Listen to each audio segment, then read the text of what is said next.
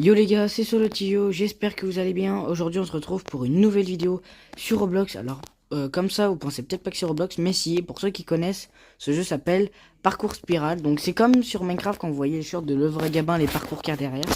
Et bah c'est à peu près dans le même style, sauf que là je pense que c'est plus simple. Donc c'est un nouveau jeu que j'ai découvert. Je sais pas pourquoi j'ai 405 pièces d'ailleurs.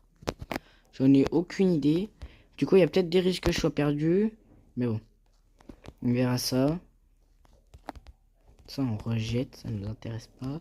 Ouais, vous voyez, c'est comme sur Minecraft, il y a des trucs de slime et tout.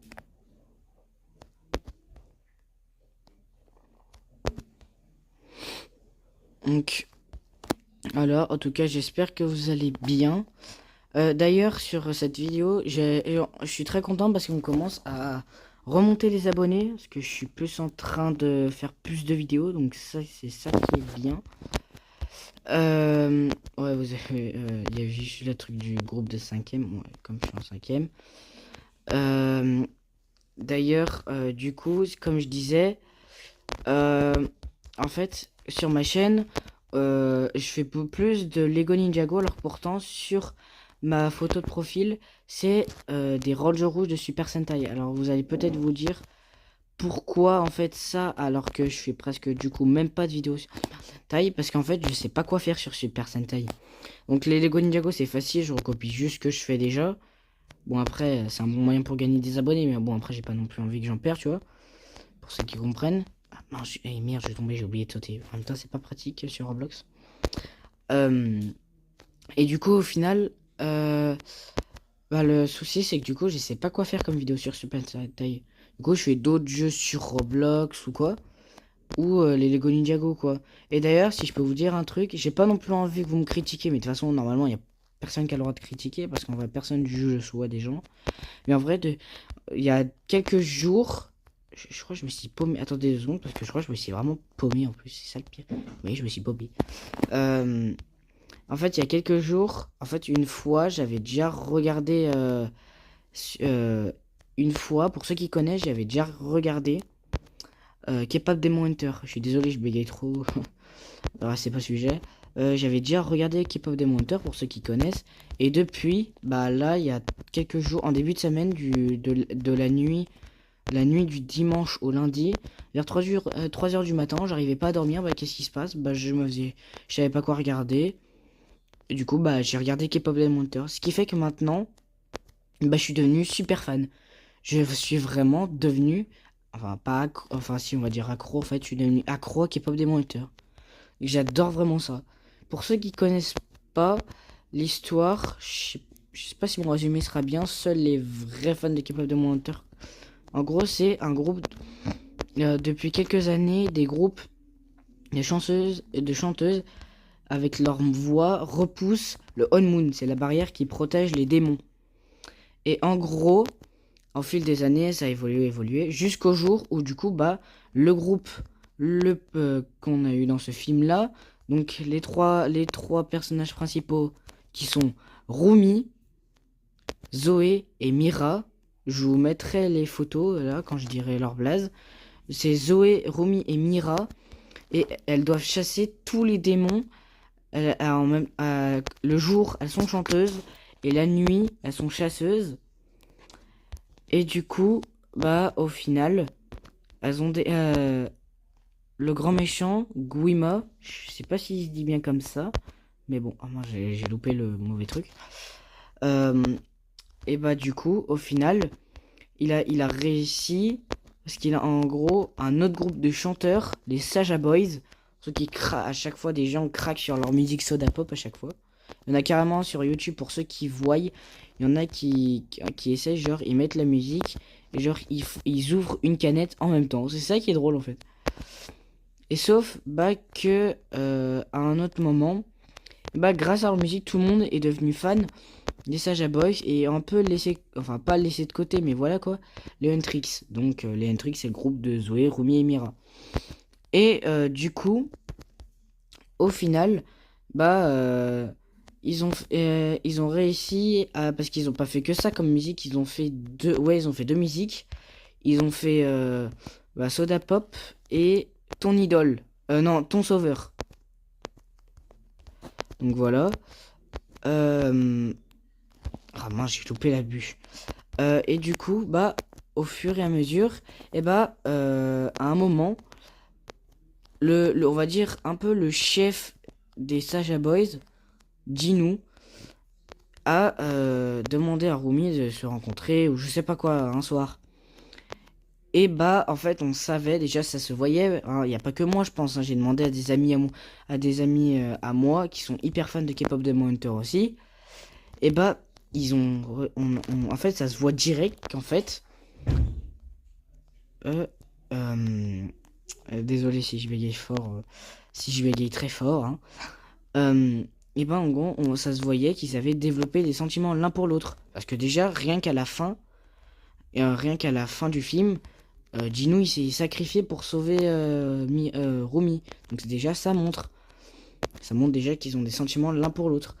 Et du coup, bah à un moment, un autre soir, genre elle avait fait passer, je sais pas si vous savez le petit tigre, je le mettrai aussi en photo là, si je peux, je vous promets rien là. Le petit tigre bleu là, celui avec les grosses dents devant là qui fait bien peur, hein, je crois. Il est à la fois mignon et à la fois qui fait peur. Et genre je crois que c'est le tigre de Ginu. Et genre quand à un moment, quand Ginu regardait les âmes aller sur Guima pour le rendre plus fort là, et bah à un autre moment, juste après, et bah Ginu il regardait le tigre. Et il y avait marqué sur un papier Save the date. Donc, enfin, pour ceux qui connaissent en anglais, voilà. Et du coup, à un moment, du coup, bah, ils sont refait un rendez-vous, les deux.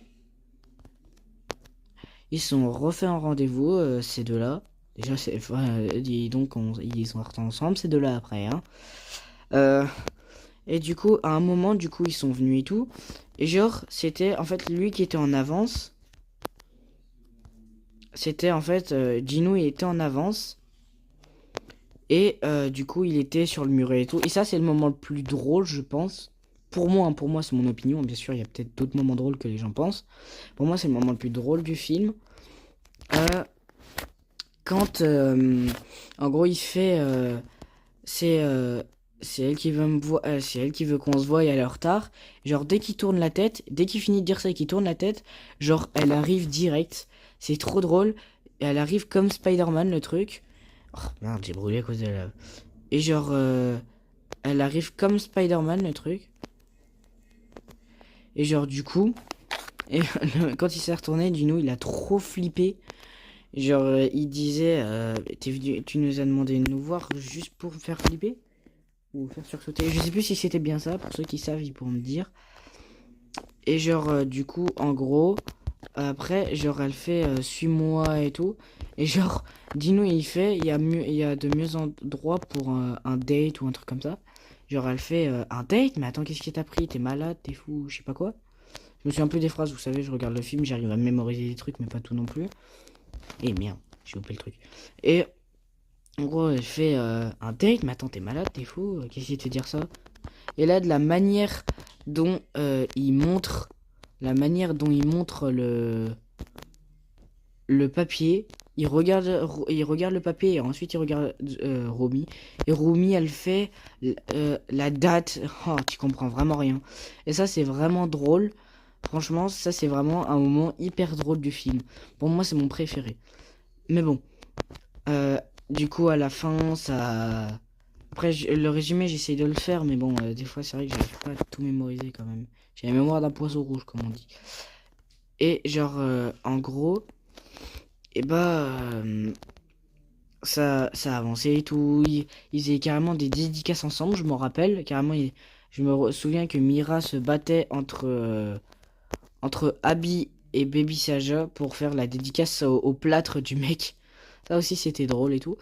Et du coup, vers la fin, en gros, les démons ont tendu un piège à Mira et Zoé.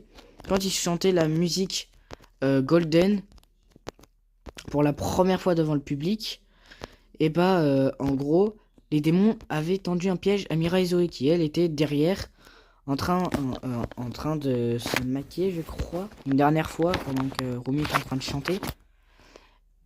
Et du coup, bah en fait, comment les démons ont tendu... J'arrive vraiment pas.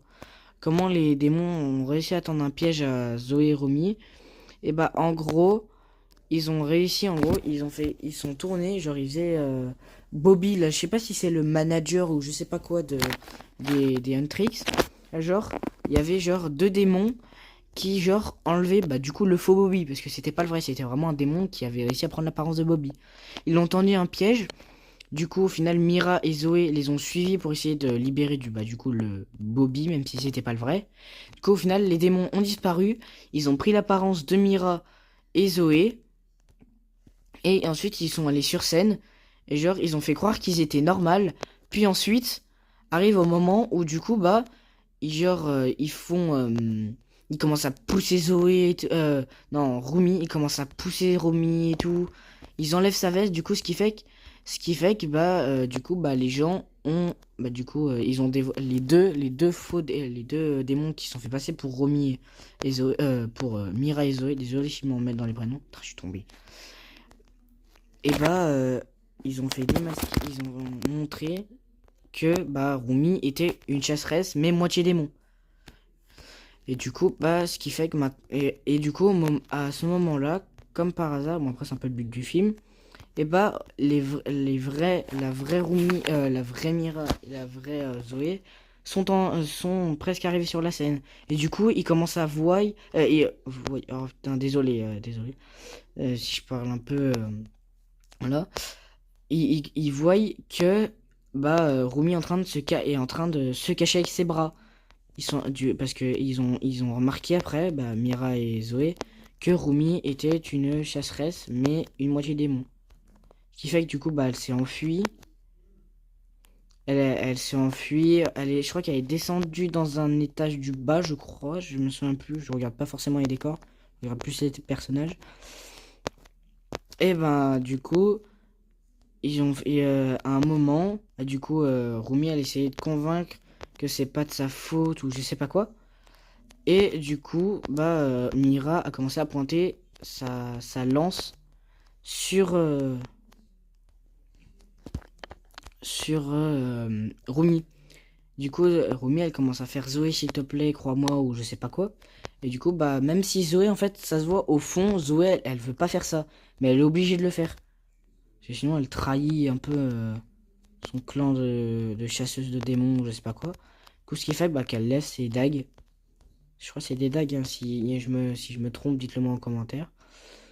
Euh, et du coup, bah, au final, Rumi, tellement qu'elle était triste et abandonnée, et bah, désolé, je suis un peu emmêlé là, je sais pas où j'en suis là. C'est là en fait. Ah oui, c'est là en fait, j'avais pas vu. Hein? Attendez, juste 2 secondes, je continue le résumé après. Là, je suis un peu perdu.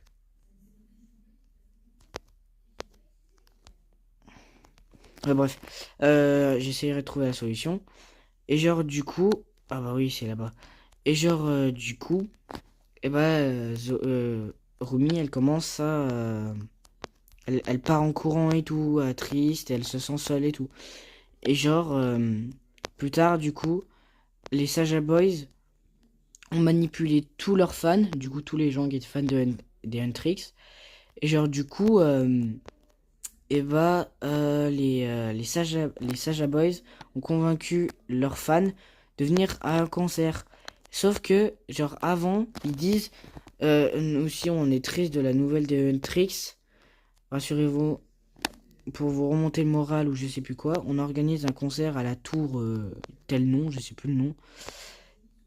Du coup, bah, en fait, il y avait une voix féminine, genre, qui racontait un faux truc sur chacun des gens. Ce qui fait que ça les manipulait, ça les faisait suivre à la tour.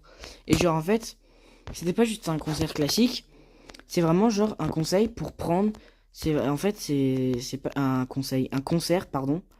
C'est un concert. Je suis tombé, putain. C'est un concert pour les manipuler, en gros. Ça les fait manipuler. Et ensuite, genre, il y avait Guima qui était derrière les Saja Boys quand ils chantaient la musique Ton Sauveur. Et en gros, c'était pour les attirer dans un piège. C'était pour prendre toutes leurs armes. Toutes leurs armes. Et du coup, bah, ça a presque marché, sauf que Bah, pendant ce temps-là, Rumi était allé voir. C'était pas sa mère Céline, c'est celle qui s'occupait parce que sa mère était morte. Enfin, c'est apparemment tout le monde dit. C'est ce que tout le monde dit. Mais peut-être dans le K-pop Demon Hunter, il y aura peut-être une révélation comme quoi elle est pas morte. Le K-pop Demon Hunter 2. Bref, je vous en parlerai après du K-pop Demon Hunter 2, justement. Et du coup, en gros, bah, elle est retournée. Elle fait je mérite pas d'être chasseuse ou je sais pas quoi. Euh, c'est- euh, Et en gros, bah après, plus tard, elle retourne à la scène et elle commence à chanter la musique dans le son de nos voix. Je sais pas le titre en anglais, mais bon. Et ensuite, ça fait un moment, en fait, la musique dans le son de nos voix, ça fait libérer Mira et, Mira et Zoé de l'emprise des Saga Boys. Je crois que c'est eux qui les ont. Je sais plus. Et du coup, bah, elle commence à se rapprocher de Rumi et elles commencent à chanter ensemble. Du coup, à la fin, bah, ça s'est terminé plutôt bien. Ça s'est vraiment terminé plutôt bien, leur histoire. Bah, après, ils se sont réconciliés ou quoi. Et franchement, si vous n'avez pas encore vu ce film, je vous conseille vraiment d'aller le voir parce qu'il est vraiment super bien. Et d'ailleurs, du coup, je vais vous parler du K-pop Demon Hunter 2. En gros, à la fin, non, dans le K-pop Demon Hunter 2 qui va peut-être sortir cet été, il y en a qui disent qu'il va sortir cet été, d'autres en 2030. J'ai une amie à moi qui me disait en 2030 et tout. Elle est fan aussi de K-pop Demon Hunter 2. Et du coup, bah, comment dire?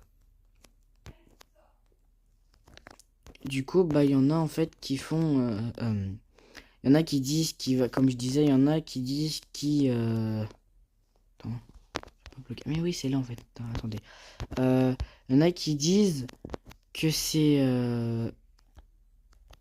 Attendez, mais je suis un peu bloqué là, en fait. Euh... Bon, attendez, je explique. Et genre, du coup... Ah putain, j'arrive pas. Et du coup, il y en a qui disent, du coup, voilà, qui va sortir en 2030. D'autres qui disent qu'il va sortir cet été-là. S'il sort cet été, je vous dis... Parce que je me souviens plus s'il était sorti au cinéma. Je m'en souviens plus trop. S'il y en a qui le savent, dites-le moi aussi en commentaire. En fait, je vous demande tellement de dire des trucs en commentaire, mais bon, désolé, hein. Et genre, du coup, bah... attendez, j'ai réexpliqué après parce que là, je suis un peu perdu, là. J'ai enchaîné les trucs, mais là, je suis un peu perdu, en fait. Du coup, bah, apparemment, dans un moment du film, quand il y a Bobby dans un espèce de couloir avec plein de tableaux, genre, je crois que c'est le tableau de tous les groupes de K-pop, il me semble. Et bah, en gros, et bah, je sais pas si vous avez remarqué, mais quand Bobby passait, juste derrière lui, il y avait un tableau avec le nom d'un groupe. Je sais plus le nom. Si vous reconnaissez cette scène, je pense que vous pouvez savoir. Et bah, en gros, les membres étaient 6 ou 7. 5, 6 ou 7. 5, 6 ou 7. Et attendez, je finis parce que je crois que j'ai un problème. Ok, désolé, j'avais un petit problème avec mon jeu, je sais pas trop ce que j'avais. Et du coup, revenons Kepo de Monter 2. Le groupe du tableau qu'il y avait derrière Bobby, et ben, ils étaient 5, 6 ou 7. Du coup, ça veut peut-être dire que dans le Kepo de Monter 2, le groupe des Huntrix sera 5, 6 ou 7 du coup. Et on a qui disent aussi que du coup, s'ils sont 5 ou 6 ou 7, et bah il y aura peut-être la sœur perdue de Rumi. Il y en a plein qui le disent. Bon voilà, du coup c'était la fin de la vidéo. Je vous ai expliqué un peu le résumé de K-pop Demon Hunter. J'espère que ça vous aura plu. Moi en tout cas, ouais. Franchement ça m'a bien plu. Bon du coup je serai obligé d'encore faire une miniature avec l'IA. En tout cas je vous le rappelle, si vous avez des conseils à me donner, des applis pour faire les miniatures vidéo ou quoi, franchement je prendrai avec plaisir. Parce que franchement j'en ai vraiment besoin de faire Mais, je sais plus comment on dit du coup. Je vais dire dans le ton, hein. Les affiches, enfin les images quand on voit les vidéos dans l'accueil de YouTube. Les miniatures, voilà. J'ai oublié vraiment. Alors que je l'ai dit il y a 2 secondes. Bah, si vous avez des conseils, des applis pour m'aider pour les miniatures, j'y prendrai avec plaisir parce que j'en ai marre de faire mes miniatures avec ChatGPT. En plus, ça se voit, c'est vraiment pas très bien. Bon, voilà, j'espère que ça vous aura plu. C'était Solotio. Ciao, ciao.